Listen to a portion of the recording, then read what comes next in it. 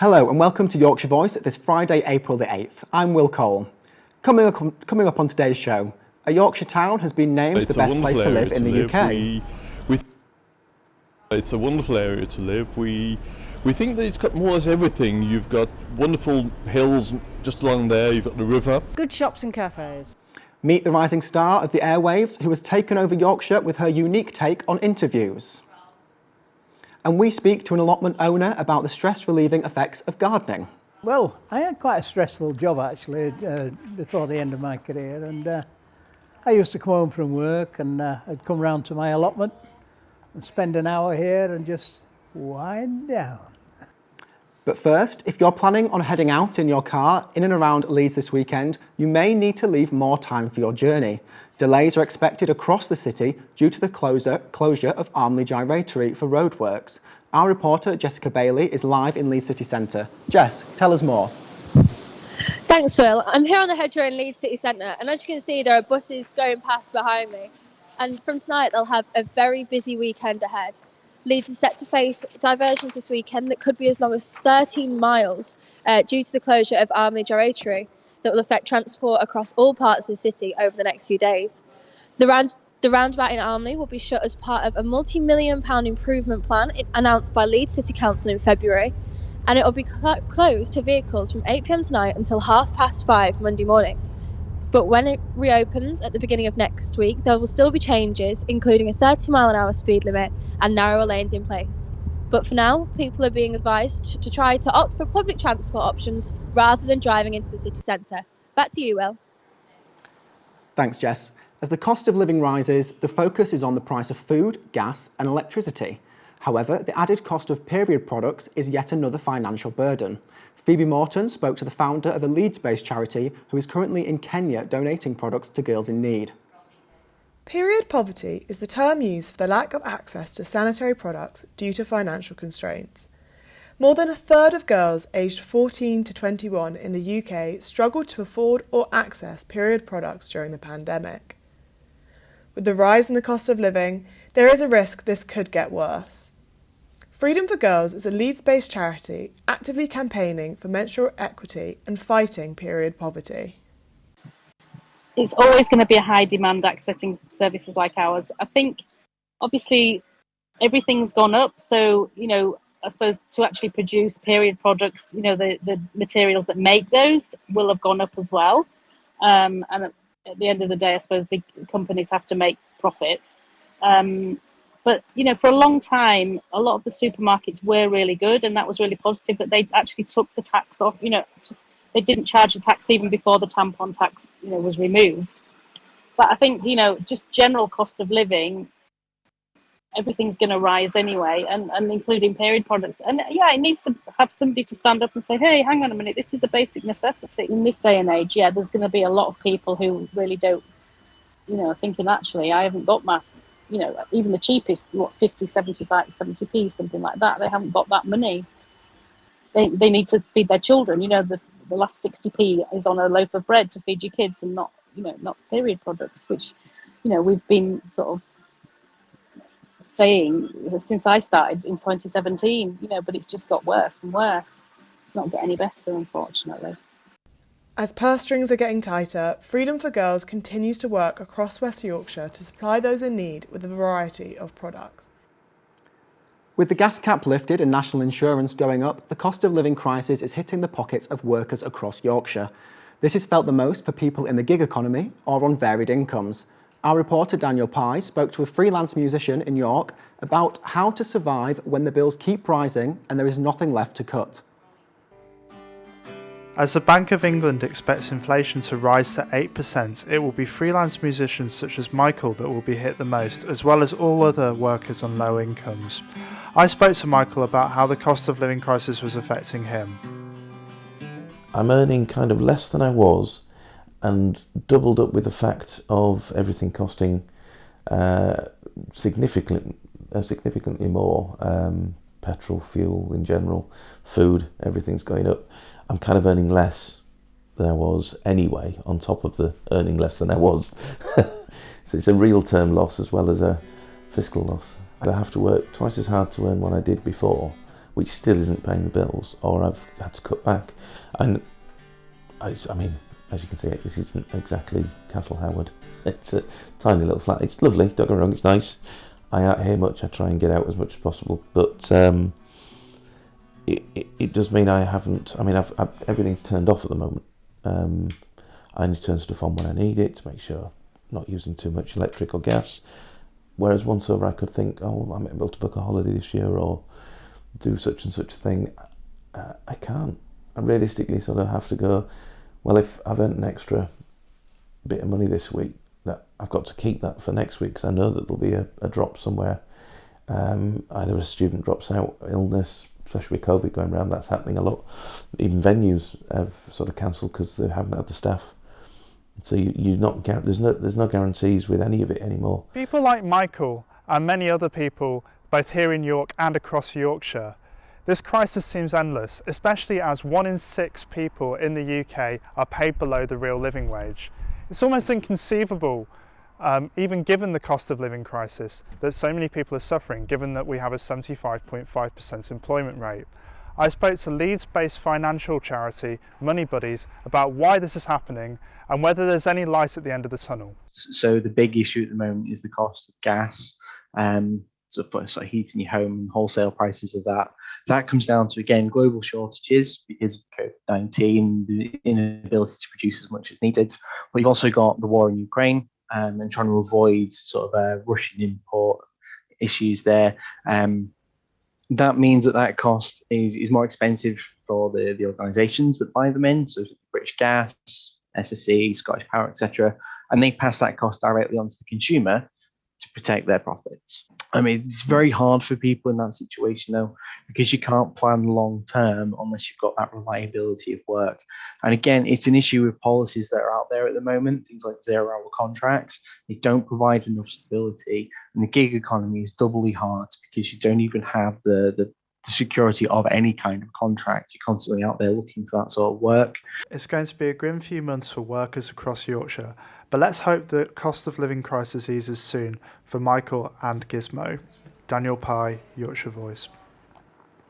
Now, this month is National Stress Awareness Month. The last 2 years have certainly been the most challenging yet, but particularly for those working in care. A drama group called Time For Me is a support group for carers in Leeds.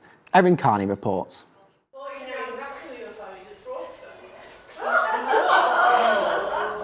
A moment of laughter for a weekly drama session that takes place in Leeds city centre.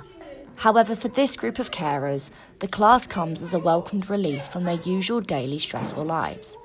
Time For Me is a creative, mindful, drama-based meet-up for carers in and around Leeds.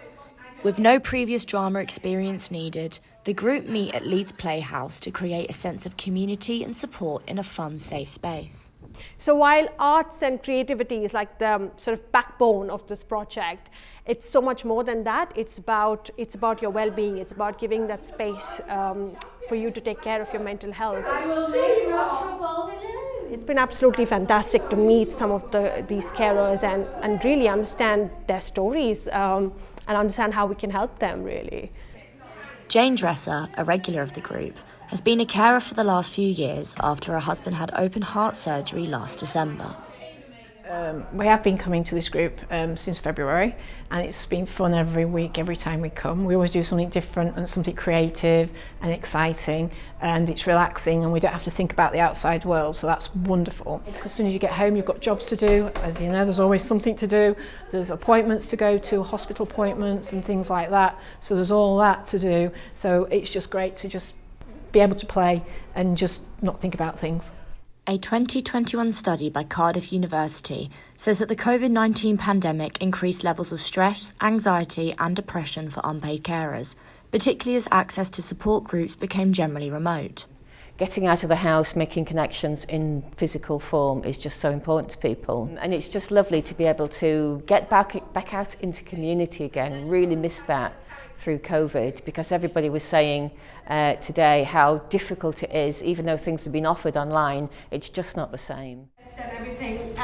So with people in the same situation, sharing the same issues, we've got that connection and the understanding and compassion for each other, and feeling that that laughter and that healthiness afterwards on the way out.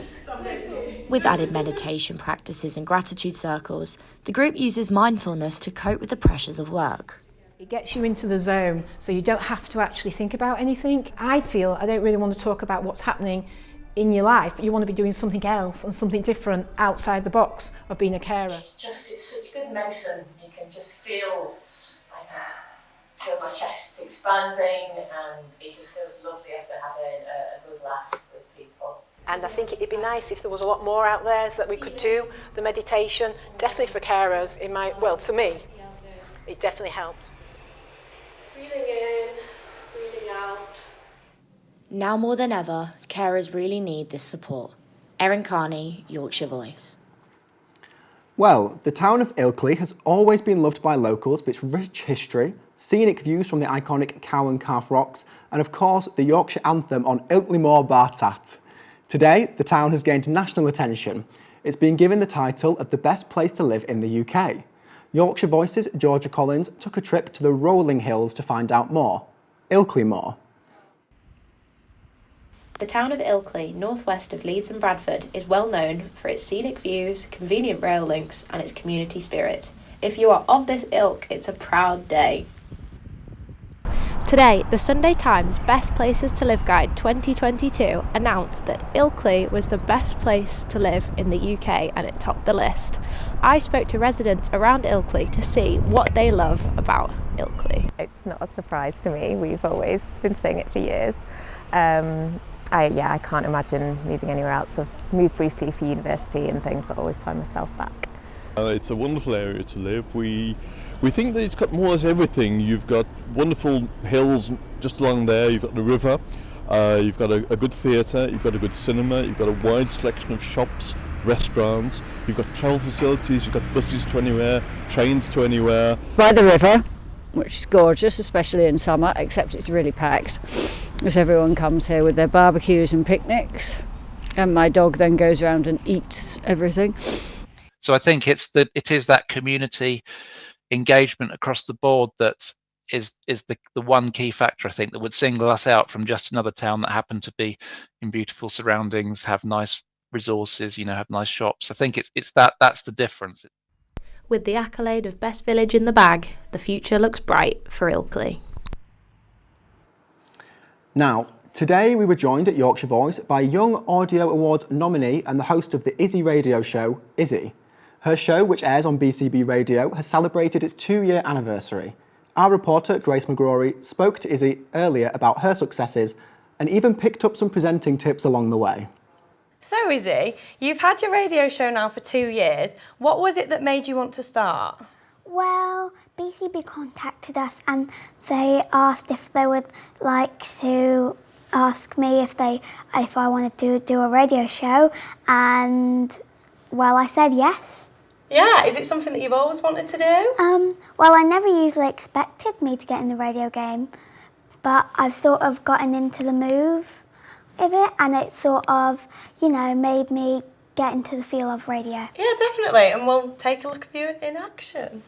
Welcome to Izzy's big interview, and this week we're chatting to the Christmas man himself, Santa! Ho, ho, ho! Hello, Izzy. Interviewing Grants from Making Fun. Hi! How you doing? Good. Thank you for having me. I'm very thrilled that you asked me to be a part of your show. Thank you so much for watching Izzy's World. Bye! See you in our next video! So it's definitely been a success, hasn't it? Yeah. How did it feel to be nominated for the Young Audio Awards? What was that like when you found out? Well, I was just ordinary walking home from school, got into the car, Dad showed me the video and I was like, wait, what? Were you shocked? Yeah, I was really shocked, the feeling like it was just an ordinary day of school, then bam, something hit me. And it was incredible. Oh, that's amazing. And I know that will have been up there with one of your highlights of your career so far, but I just wonder, are there any other parts that have been your favourite? Who's maybe your favourite guest that you've interviewed? Well, I've got to admit, interviewing Dr. Zand was incredible. Grats, all my interviews were amazing, but the radio itself was incredible. Oh, that's good. And who's your dream guest? If you could interview anyone on radio, who would it be? I really don't know. You don't know. Aim high though, Izzy, I think. I think you could get some good guests. And then I wanted to ask you, because obviously you're a brilliant presenter, have you got any advice for me? Because I'm only just beginning my career, really. Just keep listening and keep learning. If you feel like it's important, keep it in your brain. Keep it in your brain. I like that. Thank you. And then what have we got to look forward to in the future? Have you got anything coming up? Are you doing anything because you're on Easter holidays now, aren't you? Yeah, so that means there'll be some special ones and like Easter, or talking about Easter, maybe even about chocolate.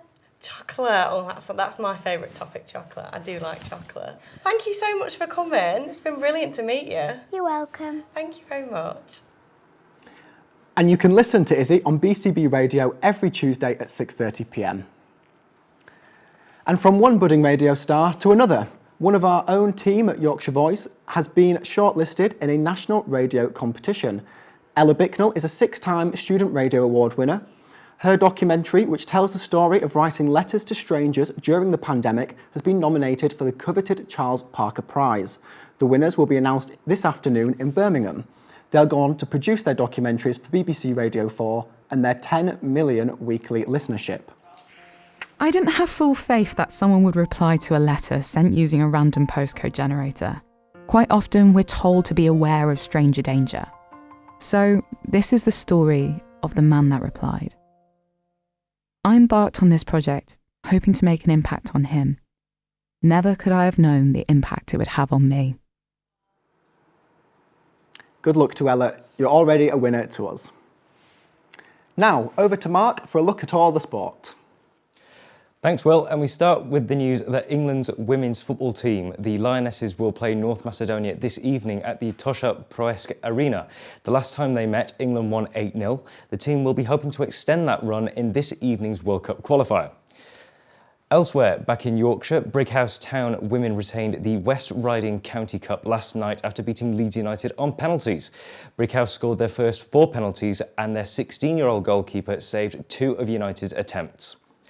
And in men's football, Championship side Huddersfield Town are in action this weekend against Luton Town. Huddersfield currently sit 1 point ahead of Luton as both sides fight for that all-important playoffs position. Manager Carlos Corberán has been speaking to the media ahead of Monday's game. Yes, it's clear that the position on the table that they have is deserved, because for me they are competing really well. It's one team that never give up, and they have a very strong mentality that create the perfect moment to be living on Monday a very competitive game. And this is what is going to be a very competitive game, because you cannot expect another thing from this game. And that's all your sport, Will. Thanks, Mark. Now, not everyone has a house with a garden. For those who don't, the National Allotment Society rents community space for people to grow their own fruit and veg. During the pandemic, there was a boom in applications for plots. Now, 250,000 people in the UK own an allotment. Ella Bicknell met with one gardener who said how glad he was that allotments were kept open during the pandemic. As the days are getting longer, allotment gardeners are using these precious moments of daylight to harvest the last of their winter vegetables. Now, being able to eat your own produce isn't the only benefit to owning yourself a plot like this one. In fact, the University of Sheffield found multiple mental health benefits to owning yourself an allotment, from physical exercise to being at one with nature. For Phil, his allotment is his home away from home. I had quite a stressful job actually before the end of my career, and I used to come home from work and I'd come round to my allotment and spend an hour here and just wind down. And I can see it in a lot of people, you know, it's so relaxing. There's no stresses or strains, you just go at your own pace. During the pandemic, it's been a godsend for thousands of people. Just to be able to come round, and believe it or not, the government actually recognised this and kept them open. It's one of the few things that was kept open during the pandemic. In the last few years, more and more people have been approaching Phil to get a plot for themselves. On our site now we've got I'd say a good 50% of our plot holders are either young people or young families with children. We try and cater for them on our site. We have Easter egg hunts for them, you know, make it interesting, scarecrow competitions, and yeah, it's something else. Whether it's building scarecrows or digging up leaks, allotments continue to provide that perfect escape. Now, with the Easter weekend fast approaching, it is the season of chocolate eggs and fluffy bunnies. However, one major pet store has imposed a 4-day ban on the sale and adoption of rabbits over the Easter period. Pets at Home, which has a string of outlets across the north, has introduced the bunny buying ban to educate young animal lovers about responsibility pet ownership.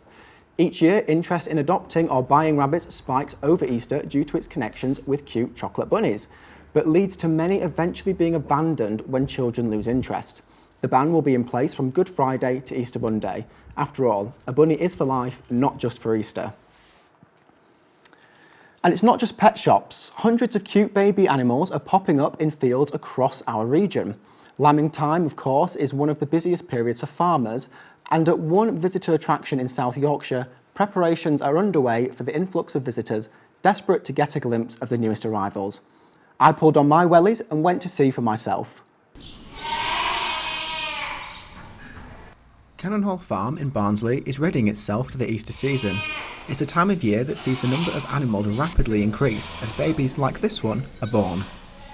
Easter time on the farm is probably the busiest time of the year. With us being a farm that's open to the public, as well as being a farm that looks after animals and has lots of newborns, then obviously that's twice the workload. You know, everyone likes to come out for a day out at Easter, and it's the time that we focus on most of our new arrivals. We've 500 sheep lambing in the spring, most of which are focused on Easter, and obviously it's a full-on period. We've got to make sure that we really commit all our effort possible to it, because you know, these sheep and whatever animal it is have tried hard all year to nurture the young, and really they need a helping hand at this time of year, and it's our job to do that. I think it's really important to be absolutely organised. You know, anything that can be done beforehand needs to be done. We need to make sure that we're thoroughly prepared. We've been doing it quite a long time now, so we know what to expect, and it's just a matter of you know, fail to prepare, prepare to fail. If you get that right, then you tend to get the birthing time right. The young are viable. They know how to feed. Mums have the milk that they need. So it's all about doing the small stuff well and making sure that you're all over the detail, and that's what we try and do. With more animals to see, families can't wait to visit the farm. I'm looking forward to see the reptiles and the lambs. Yeah, you're excited to see all the new baby lambs that are coming first? Yeah. Yeah. Very. I'm excited to see the baby lambs because when they're born they're really cute and I love them. What about you, Ren? What I'm excited for is for ponies. It's because they're all giddy and stuff. Easter is still a week away, but spring has well and truly sprung here at Cannon Hall. That was so cute, and I'm not even kidding. And that's all we have time for today. Thank you for joining us over the last 2 weeks. Be sure to keep up to date with our social media accounts on Facebook, Twitter and Instagram for more Yorkshire Voice content. And as this is our last broadcast, to end our final show, we'll cross over to another one of our multi-talented reporters, Dan Pye, who's also a musician in his spare time. He loves our Yorkshire Voice theme tune so much, he's decided to play us out tonight. From me and all the team, goodbye. Take it away, Dan.